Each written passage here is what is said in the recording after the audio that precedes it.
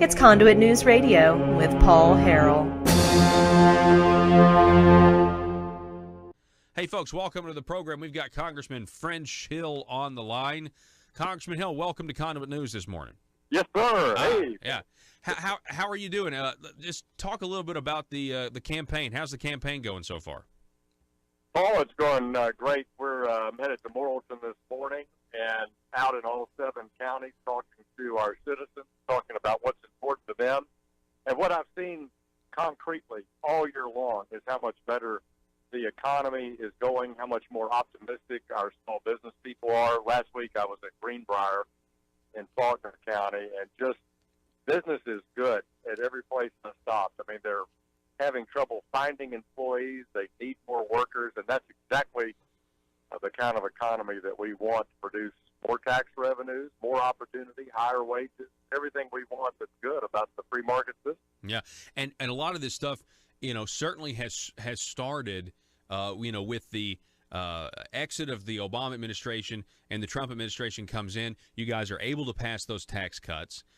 People are optimistic now, especially flyover country, and yet you have a Democrat opponent, and you got to wonder, what does he want to undo all of the stuff that has happened so far that's so positive for the people of Arkansas and your district?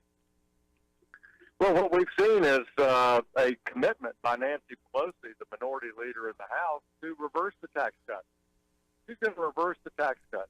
She says that shouldn't be done. And yet it was a bipartisan agenda for 30 years to end the double taxation of profits for American corporations who had operations abroad, to encourage people to move their companies home, make capital investments in the U.S. This was a bipartisan idea. This was Bill Bradley's idea in the 1980s. This was Danny Rostenkowski's idea in the 1980s, and not a single Democrat had voted for it. And now Mrs. Pelosi says she would reverse the tax cut and unleash, a whirlwind of negative regulatory actions, and not to mention that the Democrats want to impeach Donald Trump, and that's their principal objective if they take the House back.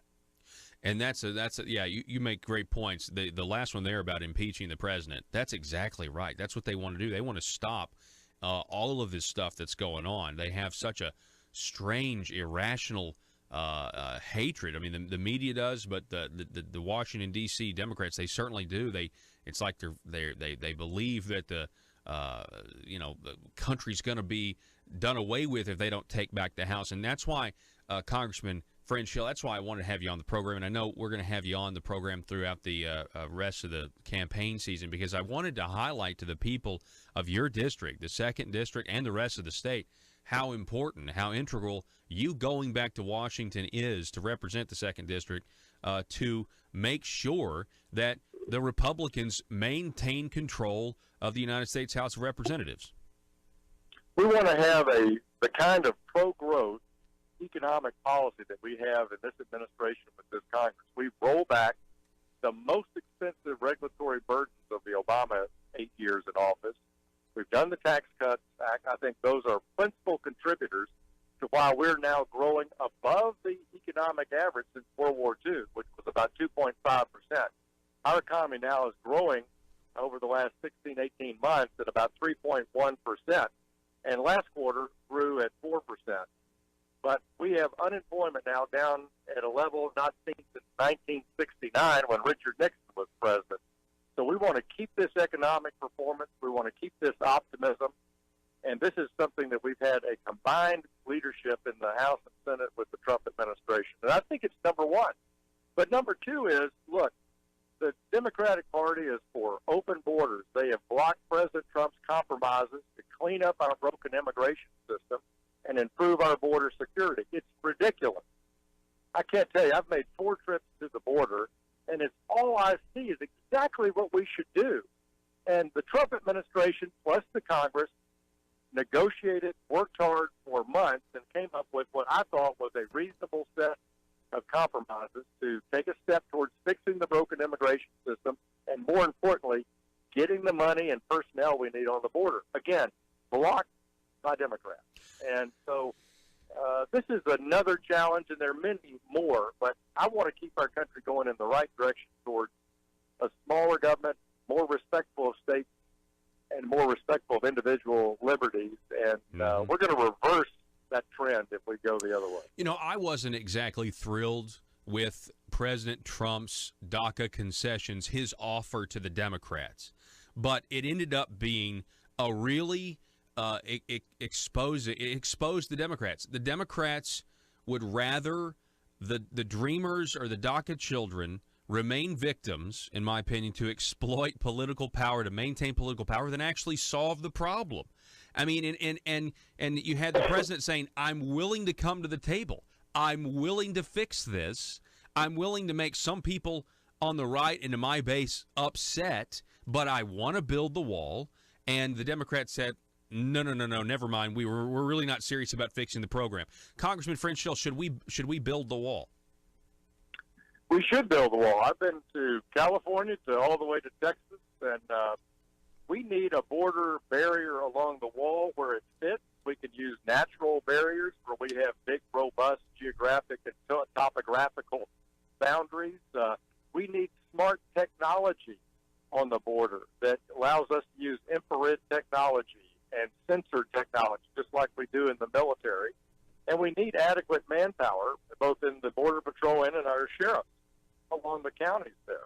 You need manpower, you need technology, and you need a border barrier where it fits.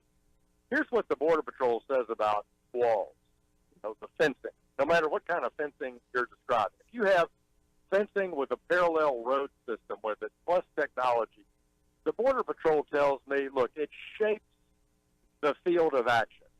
It compels people who are trying to smuggle drugs or people into the country to change their course of behavior, and it makes it easier to ascertain, catch, and prosecute, or block their attempt to even get into the United States. And that's what we want. And that's why I supported the combination of border security and modest immigration fixes that the president proposed.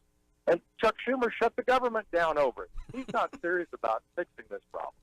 You know, you're exactly right. They are not serious about it. They definitely want the open borders.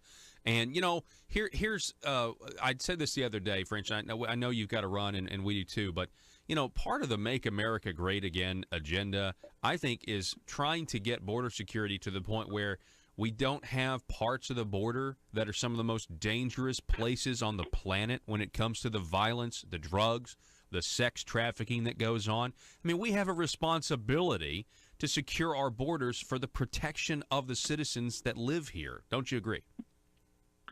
Absolutely, and it can be done in a professional, humane, appropriate way. But we have to have the manpower and the technology, and we do need more judges.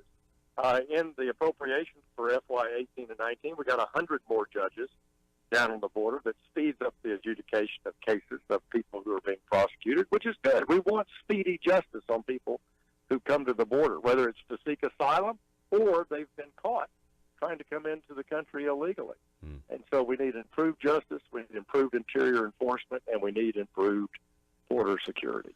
All right, Congressman French-Hill, I appreciate it so much. Thank you, Paul. Thank you. All right, have a great Talk day. soon. We'll talk to you soon. Folks, we got to take a break. Don't go anywhere. Back in just a moment.